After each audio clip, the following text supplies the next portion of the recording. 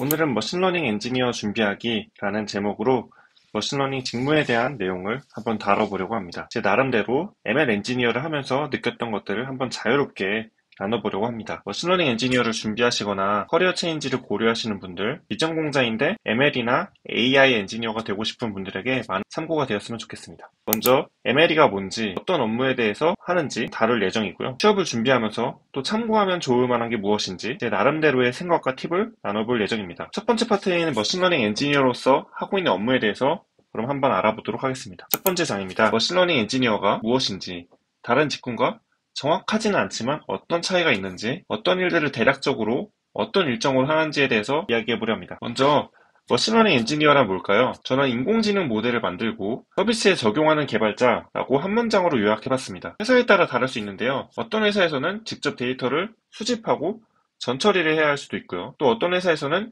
이미 어느 정도 정제된 데이터를 기반으로 피처화만 진행하면 될 수도 있습니다. 저희는 ML이라고 하면은 주로 모델링을 좀 떠올리기 쉬운 것 같은데요. 말씀드리고 싶은 부분은 데이터를 처리하는 부분도 머신러닝 엔지니어가 진행하는 일이 될 수 있습니다. 딱 사실은 이 가운데 부분이 ML이가 보통 하는 일인데요. 이 모델링하는 부분, 예를 들어서 파라미터를 튜닝하고 모델 여러 개를 실험해서 또 모델을 고른다든지 이런 것들을 주로 하긴 하죠. 근데 이제 데이터를 전처리하기도 하고 마지막으로 보이는 배포 부분, 이런 것들에 대해서도 다루기도 합니다. 회사마다 다르긴 하지만요. 어떤 회사에서는 모델을 그냥 넘겨줘야 돼서 서비스 해주는 팀이 따로 있어서 직접 뭔가 배포하지 않고 넘겨주기만 해도 될 수도 있고요. 또 어떤 경우에 따라서는 직접 배포를 해야 될 수도 있습니다. 서버에 직접 배포를 하거나 아니면 데이터베이스의 배치성으로 주기적으로 점수를 업데이트 해주거나 이런 식으로 서비스에 따라서 좀 다르겠지만 배포를 진행하게 됩니다. 크게 보면 데이터 전처리, 또 모델링, 또 배포까지 굉장히 좀 넓은 범위의 일들을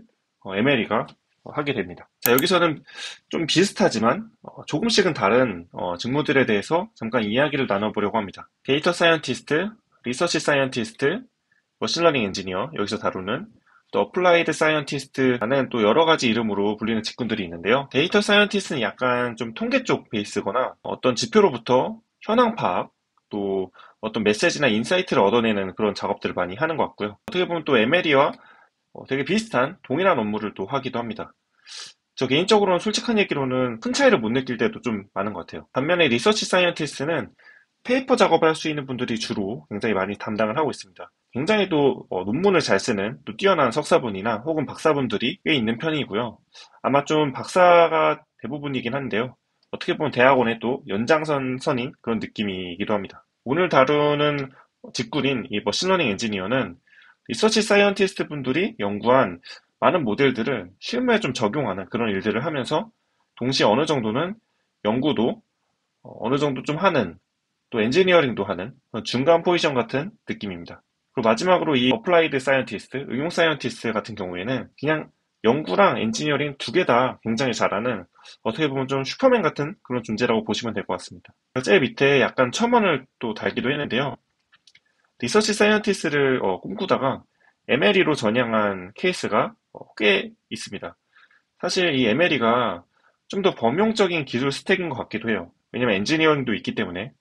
또 사실 성향에 따라서 이게 뭐가 더 좋은지는 또 다르기 때문에 딱히 뭐라고 콕 집어서 말씀드리기는 어려울 수도 있는데요. 보통 개발 자체를 또 좋아하시는 분들이 MLE로 많이 가는 것 같더라고요. 전체적으로 보시면 이제 박사보단 또 석사가 또 많잖아요. 또 그런 관점에서 보면은 리서치 하시다가 머신러닝 엔지니어로 가는 분들도 꽤 있는 것 같습니다. 제 개인적인 어떤 의견이고요. 이제 머신러닝 엔지니어가 정말 어떤 업무를 하는지 또 간략하게 전체적인 프로세스를 한번 보도록 하겠습니다. 여기서 문제 세팅은 댓글, 리뷰를 보고 긍정인지 부정인지를 판단하는 분류기를 만드는 상황입니다. 클래시파이어를 만드는 상황인데요. 제일 오른쪽에 보시면 인풋이 모든 연령이 봐도 무난하게 호평받을 수 있는 영화라고 들어온다면 이제 아웃풋으로 파지티브라고 출력을 해줘야 되는 겁니다. 긍정이라고 출력을 해줘야 되는 거고요. 전체적인 파이프라인은 보시면 아시겠지만 학습 데이터셋을 확보하고 전처리를 지나서 모델링을 하고 또 이제 튜닝을 거치고요. 그리고 이제 평가하고 배포하고 또 배포가 잘 됐는지 이제 모니터링하고 모니터링 했을 때 잘 안 되는 부분이 있으면 한 번 더 데이터를 다시 학습시킨다든지 해서 개선하는 이런 반복적인 과정을 거치게 되고요. 이런 작업들을 이제 또 머신러닝 엔지니어가 하게 됩니다. 이제 단계별로 스텝 바이 스텝을 하나씩 좀 살펴보려고 하는데요. 먼저 영화 리뷰 평점을 정답으로 보고 학습셋을 구축하는 과정입니다. 저는 사실 이 부분이 머신러닝 엔지니어의 어떻게 보면 가장 중요한 소양이 아닐까라고 생각하는데요. 왜냐하면 저희가 실제 회사에서 다루는 데이터는 공부할 때 그렇게 접했던 토의 데이터가 아니기 때문입니다. 공부할 때 다뤘던 데이터들은 너무너무 정제가 잘 되어 있고 레이블도 딱 명확하게 있는 데이터잖아요. 근데 현업에서는 레이블이라는 게 사실 없습니다. 정제도 직접 해야 될 수도 있고요. 레이블이 없는데 이거 모델을 어떻게 만드냐 싶은 상황이 되게 많아요. 그때는 우리가 어떤 데이터를 갖고 있고 그 데이터를 써서 어떤 정보를 시그널로 써서 레이블로 볼지를 결정하는 그런 센스와 능력이 굉장히 중요합니다.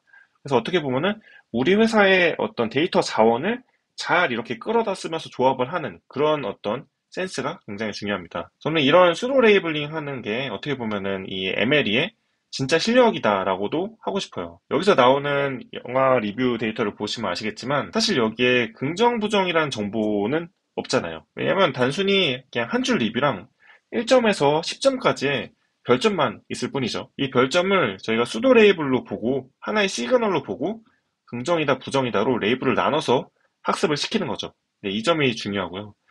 근데 또 생각을 해보면 여기서 중간이 1점에서 10점의 중간이 5점이니까 5점 이하는 부정, 또 5점 이상은 긍정으로 보고 모델을 학습하자라고 하면 이게 좋은 모델이 나올 수 있을까요? 근데 제 생각에는 사실 그렇지 않은 것 같아요. 왜냐면 실제 저희가 영화를 평가한다면 8점 이상 정도는 줘야 긍정적인 리뷰라고 좀 체감적으로 할 수 있지.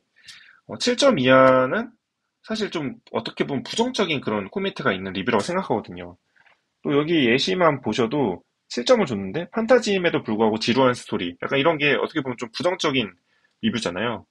이럴 경우가 바로 어떤 시그널 기준으로 모델을 학습할지 결정하는 굉장히 중요한 포인트입니다. 단순히 5점에서 나누는 게 아니라 몇 점 이상은 긍정, 몇 점 이하는 또 부정. 이렇게 좀 판단하는 것들이 굉장히 좀 중요한 부분이다라고 말씀드리고 싶고요. 이 밖에도 문서가 클릭을 받았냐, 혹은 유저의 어떤 체류 시간이 길었냐, 아니면 프리트레인된 언어 모델의 점수가 좀 높았냐, 낮았냐 등을 슬로 레이블링에 필요한 그런 시그널로 보고 사용할 수 있습니다.